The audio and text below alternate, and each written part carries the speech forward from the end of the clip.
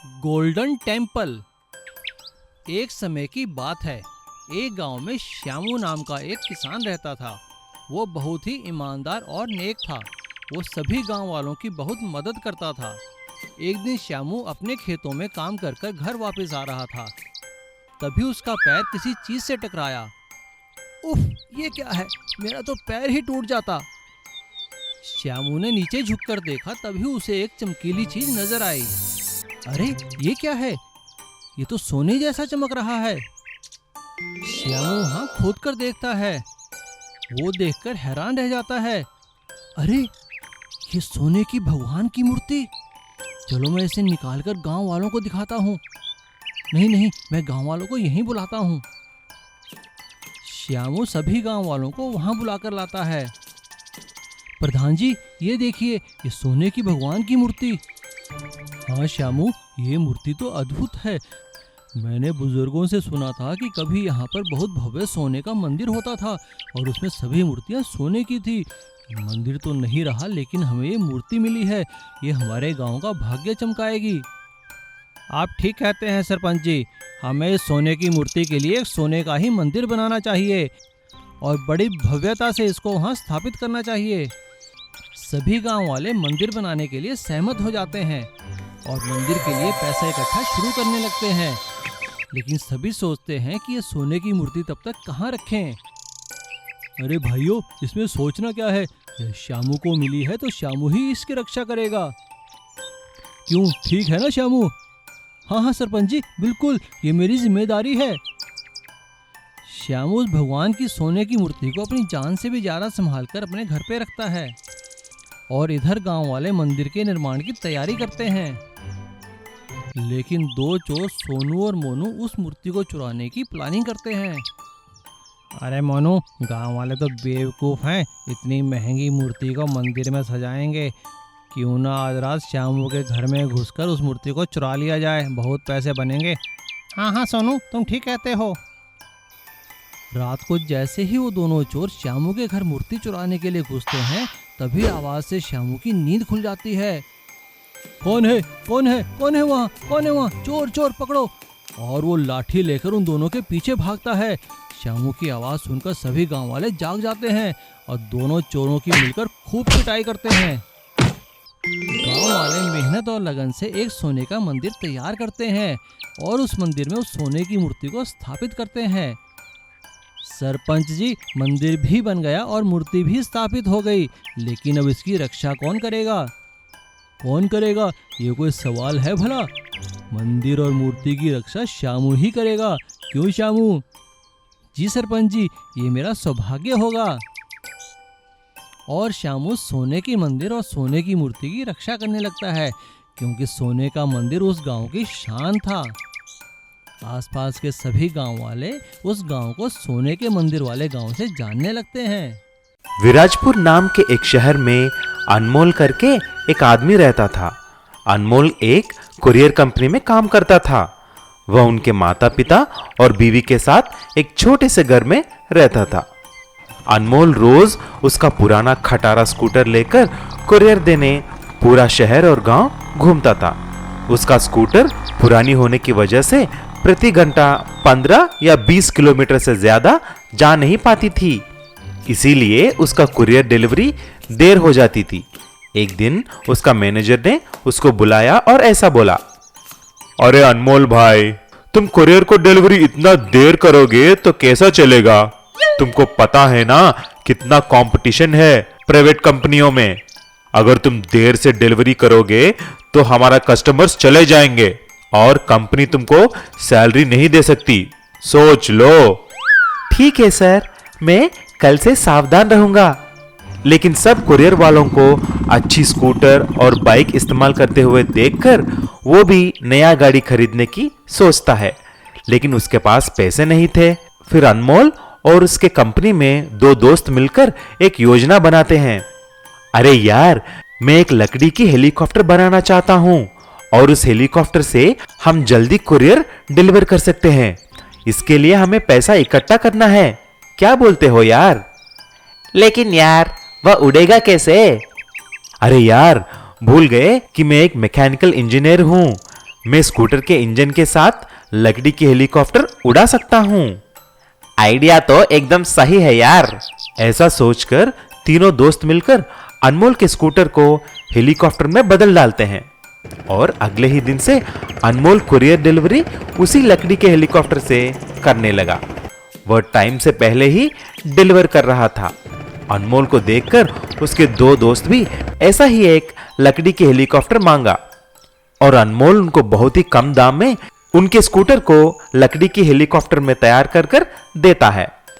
इन तीनों को हेलीकॉप्टर इस्तेमाल करते हुए देख उसका मैनेजर ऐसा बोला, अरे भाई लोग, तुम्हारा हेलीकॉप्टर देखा है मैंने, वाह बहुत ही अच्छा है और इस जमाने से बिल्कुल ही आगे है। अनमोल, मैं तुम्हारा नाम एनुअल अवार्ड्स के लिए रिकमेंड कर दूंगा। तभी से अनमोल पूरे कंपनी में बहुत ही मशहूर हो जाता है और मैनेजर ने कंपनी में सारी एम्प्लॉयज की स्कूटरों को हेलीकॉप्टर में बदलने का कॉन्ट्रैक्ट भी अनमोल को देता है। ऐसा अनमोल बहुत ही कम दाम में सारे स्कूटर को हेलीकॉप्टर में बदल देता है। ये सब देखकर कंपनी वाले ने अनमोल को एम्प्लॉय ऑफ द ईयर का अवार्ड भी देते हैं। इस बात से खुश होकर एक दिन अनमोल अपने माता पिता और बीवी को उसी लकड़ी के हेलीकॉप्टर में सारा शहर दिखाने के लिए ले जाता है। इस कहानी से हमें यह शिक्षा मिलती है कि एक आइडिया जिंदगी को बदल सकती है। ऊंट गाड़ी वाले की सफलता। अस्तपुर गांव में शर्मा जी का एक अनाथालय था। उस अनाथालय में शर्मा जी गरीब बच्चों को पालते पोसते थे। अस्तपुर गांव एक रेगिस्तान के बीचों बीच बसा था, इसीलिए वहां पर कई सारी सुविधाएं जैसे सब्जी और दूध पहुंचाना मुश्किल था। एक दिन शर्मा जी पास के गांव में जाते हैं। उस गांव में खूब सारे खेतों में सब्जियां उग रही थी और किसानों ने तबेले में गाय और भैंसें पाल रखी थी। यह देखकर शर्मा जी खुश हो जाते हैं। वो एक किसान से बात करते हैं, भाई क्या तुम अस्तपुर में सामान पहुंचा सकते हो? तुम्हारे पास तो काफी सब्जियां हैं और गाय भैंसे भी हैं, इनका दूध भी तुम बेचते होंगे। हाँ साहब, बेचते तो हैं, लेकिन रेगिस्तान पार कर कर उस छोटे से अस्तपुर गांव में भला मैं क्यों जाऊं? वहां जाने से तो मेरा बहुत नुकसान हो जाएगा और रास्ता भी तो कितना कठिन है, रेगिस्तान पार करके जाना पड़ेगा। शर्मा जी उस गांव के सभी किसानों से बात करते हैं, लेकिन कोई भी किसान अस्तपुर में सब्जियां और दूध की सप्लाई देने को तैयार नहीं होता। शर्मा जी निराश होकर अस्तपुर वापस आने लगते हैं। तभी उन्हें एक लड़का दिखाई देता है जो एक खाली ऊंट गाड़ी लेकर जा रहा था। शर्मा जी उस लड़के को रोककर पूछते हैं, अरे अरे बेटा रुकना तो, क्या तुम इसी गांव में रहते हो? जी नहीं, मैं इस गांव में नहीं रहता, मैं तो बस यहाँ अपनी गाड़ी लेकर आया था कि ताकि 2 पैसे कमा सकूं। अच्छा, तो तुम काम की तलाश में आए हो? ठीक है, मैं तुम्हें काम देता हूँ। क्या तुम इस गांव से सब्जियां, फल और दूध और बाकी सामान अस्तपुर गांव पहुंचा सकते हो? हाँ हाँ जी सर, बिल्कुल, मेरे पास तो ऊंट है और ऊंट तो रेगिस्तान की सवारी होता है, ये तो शहंशाह है जो रेत में दौड़ सकता है। मैं बिल्कुल अस्तपुर आपका सामान पहुंचाऊंगा। शर्मा जी यह सुनकर खुश हो जाते हैं और वो उस लड़के की बात एक गांव के किसान से करा देते हैं जो कि उनको सब्जियां और दूध देने को तैयार हो जाता है। शर्मा जी ढेर सारी सब्जियां और दूध इत्यादि उस गाड़ी में लाते हैं। ताजी सब्जियां, फल और दूध देखकर अनाथालय के सभी बच्चे खुश हो जाते हैं और इधर उस किशोर को ऊंट गाड़ी का काम मिल जाता है। अब वो लड़का रोजाना गाँव से फल और सब्जियां आदि अस्तपुर के अनाथालय में सप्लाई करने लगता है। एक गांव में आयाराम नाम का एक आदमी रहता था। वह पपीता का व्यापार करता था। वह बहुत ही कंजूस और खड़ूस आदमी था। उसी गांव में विशाल नाम का एक छोटा सा व्यापारी भी रहता था। विशाल रोज आयाराम के यहाँ पपीता खरीदकर गांव के गलियों में जाकर बेचता था। उसी तरह अपना जीवन गुजारता था। एक दिन विशाल के पास पपीता खरीदने के लिए पैसे नहीं थे। तभी आयाराम ऐसा बोलता है, क्यों रे विशाल, पैसा नहीं दिया तो माल नहीं मिलेगा, चलो चलो जाकर पैसे लाओ। विशाल निराश होकर घर पहुंचता है। तभी उसकी बीवी ऐसी बोलती है, ओहो, क्या हुआ जी, तुम इतने जल्दी कैसे लौट के आ गए? क्या करूं भगवान, आयाराम सेठ ने पैसे बिना पपाया नहीं दिया, इसीलिए कुछ सूझा नहीं।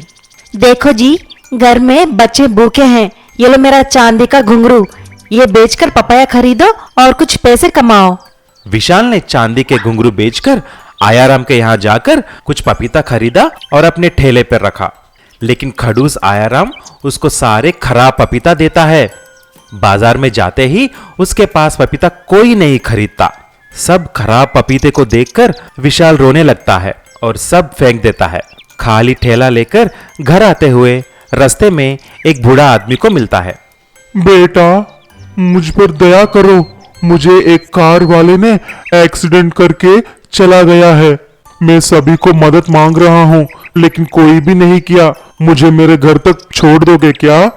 ठीक है काका, आ जाओ, मेरे ठेले पर बैठो। ऐसा कुछ दूर पहुंचते ही बूढ़ा आदमी ठेला रोकने के लिए बोलता है। अरे क्या हुआ काका, लेकिन यहाँ पर तो कुछ घर नहीं है। बेटा, मेरा घर उस झाड़ुओं के पीछे है। यहाँ से मैं चला जाऊंगा। तुम ये पपीता लो और बाजार में जाकर बेच लो। तुम बहुत खुश रहोगे। ऐसा बोलकर बूढ़ा आदमी गायब हो जाता है। विशाल चौंक जाता है। जैसे ही विशाल बाजार में जाता है, देखते देखते ठेले पर रखा हुआ पपाया एक विशाल बड़ा पपाया बन जाता है। विशाल हैरान हो जाता है। सभी लोग उसे देखने वहां पर आ जाते हैं। फिर विशाल ने उस पपाया को काटकर बेचना शुरू कर दिया। वह इतना स्वादिष्ट था कि पूरा का पूरा पपाया बिक गया और ऐसा वह 5,000 रुपए कमाता है। हे भगवान, तुमको लाख लाख शुक्र है। तुम्ही उस काका के रूप में आकर मुझे सहायता किया है। बाद में विशाल जाकर सारे पैसे अपने बीवी को देता है। अरे ये क्या है जी, इतना सारा पैसा? फिर विशाल सारी बात अपने बीवी को बोलता है और रोज जाकर एक पपीता खरीद कर अपने ठेले पर रखता है और वो बड़ा विशाल पपीता बन जाता है। ऐसे ही उसे बेचकर बहुत खुशी से रहने लगा।